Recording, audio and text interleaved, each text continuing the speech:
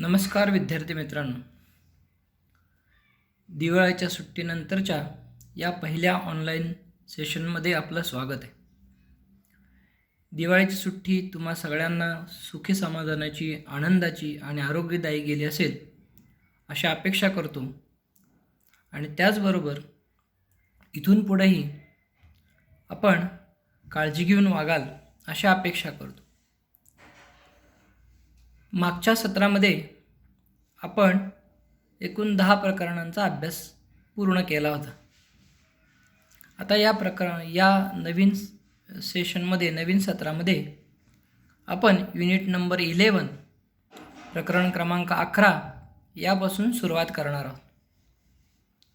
या प्रकरणाचं नाव आहे cell structure and microorganism, म्हणजेच पेशी रचना आणि सूक्ष्मजीव. यापूर्वी आपण मागील इयत्तेमध्ये पाहिलं आहे की सजीवाचा जो सगळ्यात लहान जो घटक आहे त्याला आपण सेल किंवा पेशी असं म्हणतो. आणि पेशी हा प्रत्येक सजीवाचा मूलभूत घटक आहे हे आपल्याला माहीत आहे. प्रत्येक सजीवाच्या शरीराची निर्मिती ही पेशीपासून झालेली आहे. आणि म्हणून या ठिकाणी उजळणीसाठी काही प्रश्न आपल्याला दिलेले आहेत. See, let us recall. उजळणी काय बघा. What is the name of minute components of which the body of living organism is made. आत्ता जो आपण माहिती घेतली की त्यामध्ये आपण पाहिलं की प्रत्येक सजीव हा पेशींपासून बनलेला आहे. आणि म्हणून हा जो मिनिट कंपोनंट जो आहे त्या मिनिट कंपोनंटला आपण सेल किंवा त्याला मराठीमध्ये पेशी असं आपण म्हणतो. दुसरा प्रश्न काय आहे. Is the number of the smallest units is the same in the bodies of all living organism. तर या ठिकाणी असा प्रश्न आहे की प्रत्येक सजीवांमध्ये ही जे स्मॉल युनिट्स म्हणजे ज्या पेशी आहेत त्या पेशींची संख्या समान आहे का. तर याचं उत्तर असं आहे विद्यार्थी मित्रांनो, the number of cells are different and specific for every living organism. म्हणजे प्रत्येक सजीवामध्ये ही जी पेशींची संख्या आहे ती निरनिराळी असते आणि प्रत्येक सजीवासाठी ती ठराविक असते. आपल्या अवतीभोवती अनेक प्रकारचे सजीव आहेत आणि या प्रत्येक सजीवाच्या शरीर रचनेनुसार, त्याच्या ज्या सवयी आहेत किंवा त्याचं जे आश्रयस्थान आहे त्यानुसार, त्याच्या शरीराच्या आकारानुसार त्या प्रत्येक सजीवाच्या शरीरामध्ये असणाऱ्या पेशींची जी संख्या आहे ती कशी असते, वेगवेगळी असते. So let us see the cell, पेशी. We have learn that the cellular organisation is the primary characteristic of all living organism and that the cell is the fundamental structural and function unit of living organism. तर या ठिकाणी आपण पाहिलं आहे की आपल्या प्रत्येक सजीवाच्या शरीरामध्ये अनेक प्रकारची संघटन आहेत. वेगवेगळ्या प्रकारचे संघटन आपल्या शरीरामध्ये आहेत. त्यापैकी जे प्राथमिक स्तरावरचं जे संघटन आहे, म्हणजे ज्यापासून शरीराची सुरुवात होते असं जे संघटन आहे, जे त्याला आपण पेशींचं संघटन म्हणतो, म्हणजे सेल्युलर ऑर्गनायझेशन. या पेशीमय रचनेमुळं शरीराचे विविध अवयव तयार होतात. शरीरामध्ये असणाऱ्या विविध प्रकारच्या ऊती तयार होतात. या ऊतींना मिळून अवयव तयार होतात. अनेक अवयवांना मिळून एक संस्था तयार होते. या संस्थांना एकत्रित करून आपलं पूर्ण शरीर बनतं. आणि म्हणून सगळ्यात जो fundamental structural and functional unit of living organism is a cell. आणि म्हणून पेशी हे काय आहे, सर्व सजीवांच्या रचनात्मक व कार्यात्मक असा मूलभूत घटक आहे. हे आपण पाठीमागच्या इयत्तेमध्येही शिकलेलो आहोत. See here we have to complete the flow chart. या ठिकाणी आपल्याला एक ओघ तक्ता दिलेला आहे आणि हा ओघ तक्ता आपल्याला या ठिकाणी पूर्ण करायला सांगितलेला आहे. आता काय पहा. See, the first bracket is empty. Then in second bracket the given is words then in third bracket you have to sentence, then the fourth bracket is also empty, then the next bracket see chapters and last bracket is book. तर या ठिकाणी या चौकटींमध्ये आपल्याला काय दिलं आहे पहा, काही रिकाम्या चौकटी दिलेल्या आहेत आणि काही भरलेल्या चौकटी दिलेल्या आहेत. या भरलेल्या पहिली चौकट रिकामी आहे, त्यानंतर दुसऱ्या चौकटीमध्ये काय लिहिलं आहे, शब्द लिहिलेला आहे, त्याच्यानंतर पुढं वाक्य लिहिलेलं आहे, त्याच्यानंतर पुढं चौकट रिकामी ठेवलेली आहे, त्याच्यानंतर चॅप्टर म्हटलेलं आहे, त्याच्यानंतर बुक म्हटलेलं आहे. म्हणजे एका पुस्तकाची निर्मिती कशी होते, पुस्तक म्हणजे आपण या ठिकाणी आपलं शरीर धरूया, जशी पुस्तकाची निर्मिती होते त्याचप्रमाणे आपल्या शरीराची सुद्धा निर्मिती होत असते. पुस्तकाची निर्मिती होण्यासाठी काय आहे तर तिथे शब्द. आता शब्दाच्या आधी काय असतं तर शब्दाच्या आधी आपण काय करत असतो, कुठलाही शब्द तयार होताना असतो मुळाक्षरांपासून शब्द तयार होत असतो किंवा त्याला आपण अक्षर म्हणतो. अनेक अक्षरे एकत्र येऊन काय त्याच्यापासून शब्द तयार होत असतो. अनेक शब्द एकत्र येऊन त्याच्यापासून काय तयार होत असतं, सेंटेन्स म्हणजे वाक्य तयार होत असतं. अनेक वाक्य एकत्र येऊन त्याच्यापासून काय तयार होत असतो, पॅरेग्राफ, त्याला आपण परिच्छेद मराठीमध्ये म्हणतो. असे अनेक पॅरेग्राफ एकत्र येऊन त्याच्यापासून काय तयार होत असतो, एक पाठ म्हणजे एक धडा तयार होत असतो.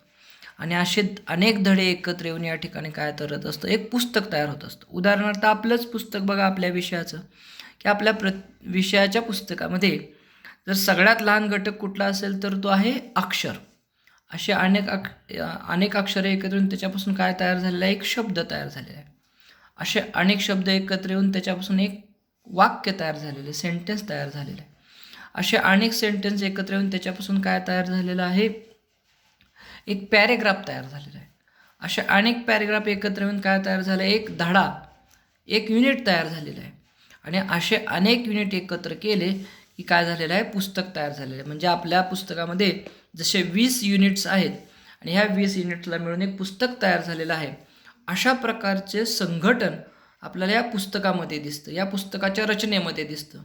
तसंच सजीवांच्या रचनेमध्ये, सजीवांच्या शरीराच्या रचनेमध्ये सुद्धा अशाच प्रकारचं आपल्याला एक संघटन दिसतं आणि हे संघटन वेगवेगळ्या प्रकारचं आपल्याला दिसून येतं. We see the structural organisation of a book in the above flow chart.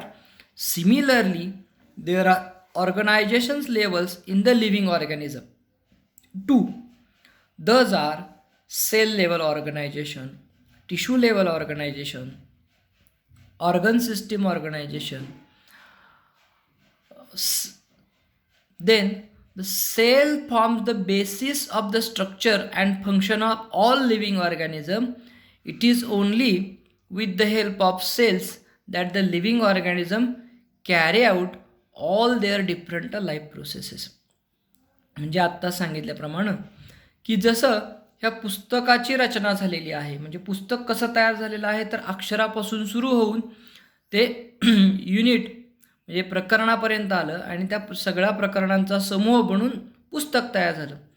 त्याचप्रमाणे आपल्या शरीरामध्ये, मानवी शरीरामध्ये सुद्धा अशाच प्रकारचं संघटन आपल्याला दिसतं. तर सगळ्यात पहिलं संघटन आहे पेशी संघटन म्हणजे सेल ऑर्गनायझेशन.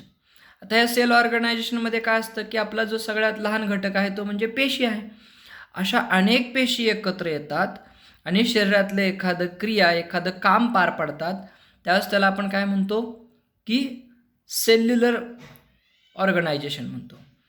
ज्यावेळी एखादं काम पार पाडण्यासाठी एखादी पेशी ते काम करू शकत नाही, अशावेळी त्या पेशींचा समूह एकत्र येतो आणि त्या पेशींच्या समूहापासून काय तयार होतं, एक ऊती म्हणजे टिश्यू तयार होतो आणि त्याला आपण काय म्हणतो, टिश्यू लेवल ऑर्गनायझेशन म्हणतो.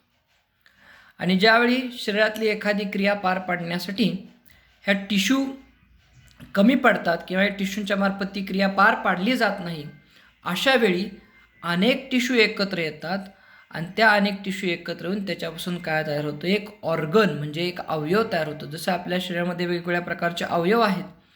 उदाहरणार्थ हृदय आहे, लिव्हर आहे, स्मॉल इंटेस्टाईन आहे, लार्ज इंटेस्टाईन आहे, पॅनक्रिया आहे, किडनी आहे.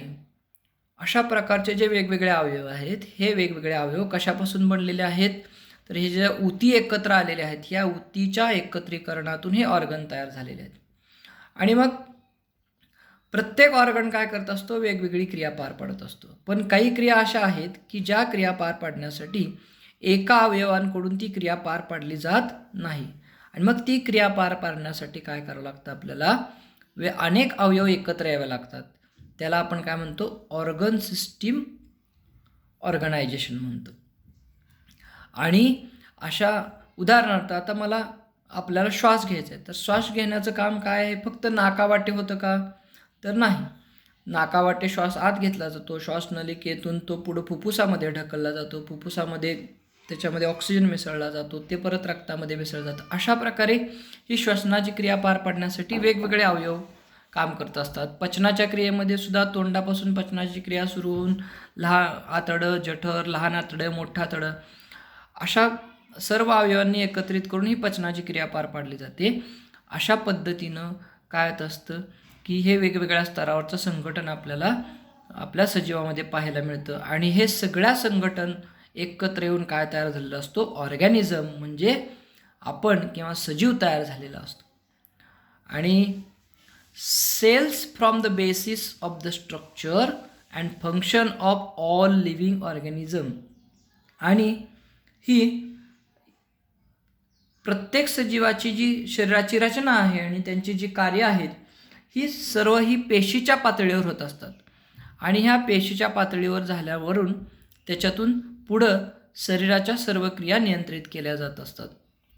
It is only with the help of cells that the living organism carry out all their different life processes. आणि ह्या पेशींच्या आधारेच सजीवाच्या सर्व जीवन क्रिया काय होत असतात, घडून येत असतात.